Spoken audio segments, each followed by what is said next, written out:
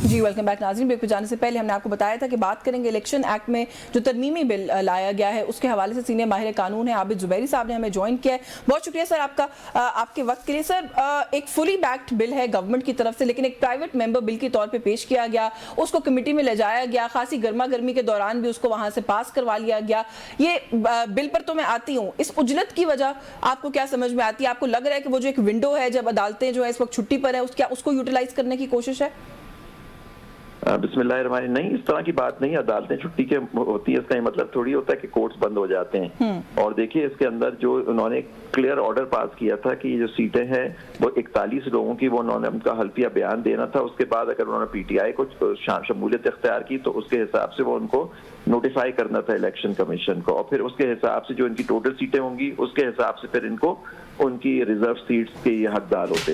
लेकिन नेचुरली आपने देखा इनका इलेक्शन कमीशन ने भी अपने एक सवालनामा भेज दिया कि जी हमें क्लैरिफिकेशन चाहिए वो, लेकिन वो जानते हैं कि वो सिर्फ उन सिर्फ 8 जजों के सामने रखा जाएगा और चेंबर में रखा जाएगा, उसमें कोर्ट के मिलने की कोई जरूरत नहीं है। लेकिन दूसरी बात इनका शुरू से यही था कि इनको सीटें नहीं देनी। एस्टैब्लिश वगैरह ने एक फैसला कर लिया है कि इनको सीटें किसी तरह से नहीं दें, कोर्ट के हुक्म को नहीं मानना। अभी कोर्ट के ऊपर है कि खुद वो फैसले करे। अब देखें जब उन्होंने देखा कि ये भी काम नहीं चला तो ये एक तरमीमी बिल ले आए। कोई बिल इस तरह से या कोई एक्ट जो होता है वो भी खास एक प्राइवेट बिल होता है, उसमें 10 दिन का तो उसमें नोटिस देना होता है। फिर गवर्नमेंट के पास वो जाता है, अगर गवर्नमेंट की उसकी जरूरत होती है तो लॉ मिनिस्ट्री में जाता है, उसके बाद फिर कमेटी में जाता है।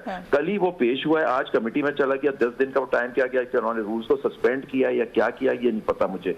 तो आप देखिए, और दूसरी बात इसमें जो सबसे जो बात कोर्ट के ऑर्डर को सेट साइड करने की कोशिश कर रहे हैं एक पार्लियामेंट्री एक्ट के जरिए जो नहीं कर सकते कानून में और आइन के तहत, और वो इसको आप देखिए इसको इतलाक उसका कर रहे हैं इलेक्शन जब 2017 से किया था, ताकि जो कोर्ट का ऑर्डर है वो नाफिजुल अमल नहीं रहे और इनको सीटें नहीं मिले 41 में। जी वो डिक्लेरेशन भी नहीं बदल सकते और ये सारी नहीं। लेकिन सर यही सवाल बुनियादी है कि इस तरह का एक्ट ऑफ पार्लियामेंट करने के बाद क्या नाफिजुल अमल वाकई नहीं रहता कोर्ट का ऑर्डर? ये कोई भी जो चीजें हैं कोर्ट के ऑर्डर की बात की जा रही है तो रिट्रोस्पेक्टिवली अगर अप्रूव हो गया है ठीक है, तब भी क्या अप्लाई हो सकता है? नहीं, मेरे हिसाब से ये जो कानून इस तरह का बनेगा ये बिल्कुल उसके मुनाफी होगा, और ये कोर्ट का जो ऑर्डर होता है वो पार्लियामेंट के किसी एक्ट से खत्म नहीं किया जा सकता। देखिए वैलिडेशन का लॉ होता है जिसके अंदर कोर्ट कोई चीज पार्लियामेंट वैलिडेट कर सकती है, वो चीजें जिसकी निशानदेही कोर्ट करता है कि आपके कानून के अंदर ये गलतियां हैं, उसके बाद उसको हटाने की बात कर सकते हैं। लेकिन किसी पार्लियामेंट्री या लॉ से या एक्ट से कोर्ट के ऑर्डर को खत्म इस तरह से नहीं किया जा सकता। क्योंकि देखिए मैंने इस कानून को ऐसा नहीं देखा, इसमें ये तो नहीं लिखा हुआ है कि notwithstanding anything contained in any judgment etcetera, ये अब कानून होगा।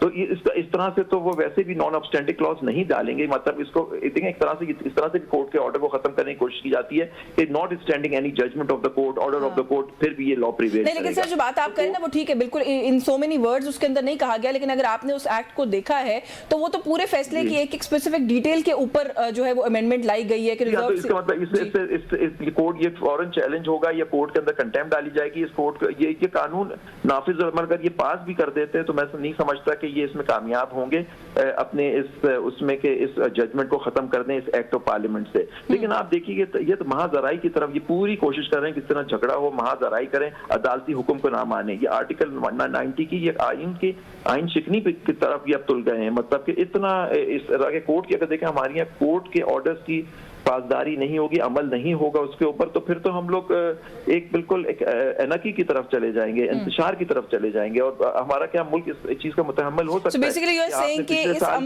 इलेक्शन के कंटेम्प्ट ऑफ कोर्ट लग सकती है इस अमल से? बिल्कुल लगेगी, इन पे लगनी चाहिए इन पे, क्योंकि ये जो प्राइवेट देखिए प्राइवेट मेंबर बिल के एक तरीका कार दिया हुआ है सारा आइन, इनके अपने रूल्स होते हैं, उस रूल्स की लोग पासदारी भी नहीं कर रहे कि 10 दिन का टाइम, उसके बाद फिर सेलेक्ट कमेटी में जाएगा, फिर वापस आएगा, और प्राइवेट फिर उसके ऊपर प्राइवेट मेंबर बिल का डे होता है, उस दिन उस पर वोटिंग होती है। हाँ। लेकिन हो सकता है सबको सस्पेंड करके करें, क्योंकि पिछले दिनों में भी आपने देखा इन्होंने थोक के हिसाब से पीडीएम की हुकूमत कर रही थी। देखिए अब ये तो क्लियर ये है कि ये कोर्ट से अभी लड़ाई के मूड में है, और जो इनका पिछले 2 सालों से वतीरा रहा है कि फॉर्म 47 की हुकूमतें किसी तरह नहीं चाहते कि इनके हल्के खुल जाए, जो इनकी बेमानी हुई है सारी सिर्फ उसको दबाने की कोशिश हो रही है, क्योंकि ये किसी तरह चाहते हैं कि इनको 2/3 अक्सरियत मिल जाए पार्लियामेंट के अंदर और वो आइन की तरमीम कर सके, अपने हिसाब से जुडिशरी को बिल्कुल दबा सके। बिल्कुल ठीक है, तो आप ये कह रहे हैं कि ये लीगली इस तरीके से इस मामले को आगे लेके नहीं जाया जा सकता। बहुत शुक्रिया आपका आबिद जुबैरी साहब आपके वक्त के लिए।